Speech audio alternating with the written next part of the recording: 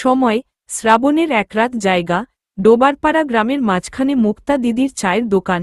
সুদীপ এসেছে শহর থেকে মামার বাড়িতে বেড়াতে।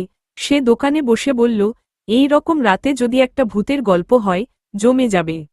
হরলাল কাকা সিগারেট টানতে টানতে বললেন, ভূতের গল্প শুনবি নাকি ভূতের ছায়া দেখবি? সবাই হেসে উঠল, কিন্তু হঠাৎ একটা বাজ পড়ল এমন জোরে যে বিন্টু দৌড়ে গিয়ে হরলাল কাকার পেছনে লুকালো। ভূতের গল্প শুরু। হরলাল কাকা শুরু করলেন, 1971 সাল, আমি তখন তরুণ। এই গ্রামের দক্ষিণ দিকে ছিল রঘুর হাট। রঘুর দা ছিল একজন নামজাদা মহাজনের। প্রচণ্ড রাগী, কিন্তু বড্ড একা। কেউ বলে সে নাকি মানুষের টাকায় ধোঁকা দিত, আবার কেউ বলে সে গলায় এক তাবিজ পরে থাকত, যাতে ভূত তাকে ছুঁতে না পারে। একদিন বর্ষার ঠিক এই সময়ে, এক বৃহস্পতিবার, রঘুদা হাট থেকে ফিরছে। তখনও আজকের মতো টুপটাপ বৃষ্টি। রাত 8টা। হঠাৎ সে দেখে বাঁশবনের পাশে একটা সাদা কাপড় পরা মানুষ দাঁড়িয়ে আছে। সে জিজ্ঞেস করে, কে রে? হাটও বন্ধ, এখন তুই কোথা থেকে?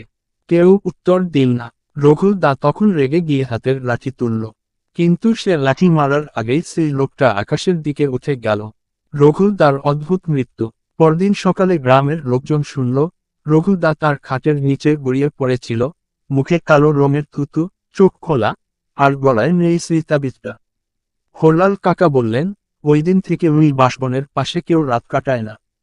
কেউ কেউ বলে, রঘুদা এখনো ফিরে আসে বৃষ্টির রাতে। তার ছায়া দেখা যায় চায়ের কাপের ভেতর।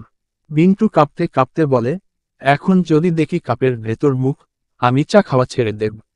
মাস্টার মশাইয়ের যুক্তি।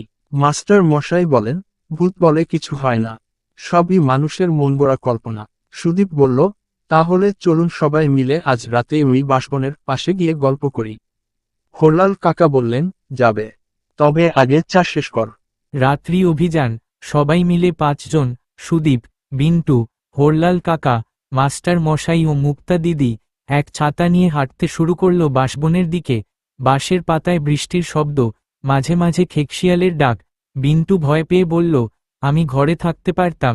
হঠাৎ সুদীপের মোবাইলের আলোতে দেখা গেল এক বুড়ো লোক বসে আছেন একটা গাছের নিচে, মাথা নিচু, ভেজা কাপড়, চোখ লাল। হরলাল কাকা কাপা গলায় বলে উঠলেন, ওইটা তো রঘুদা। ভয়ানক দৃশ্য, সবাই স্তব্ধ। লোকটা ধীরে ধীরে মাথা তোলে, তার গলায় ঝুলছে সেই পুরনো তাবিজ। সে বলে, আমার টাকাগুলো কে নিল? আমার গয়না, আমার ঘর? হঠাৎ সে এক পায়ের ওপর দাঁড়িয়ে হাওয়ায় ভাসতে শুরু করল। বিন্টু জ্ঞান হারালো। মুক্তা দিদি চিৎকার করে বলল, দৌড়ো! সবাই দৌড়ে চায়ের দোকানে ফিরে এল। চায়ের দোকানে ফিরে, বৃষ্টি কমে গেছে, কিন্তু সবাই ঘামে ভিজে। মাস্টার মশাই এবার চুপ, তার হাতে কাপ কাঁপছে।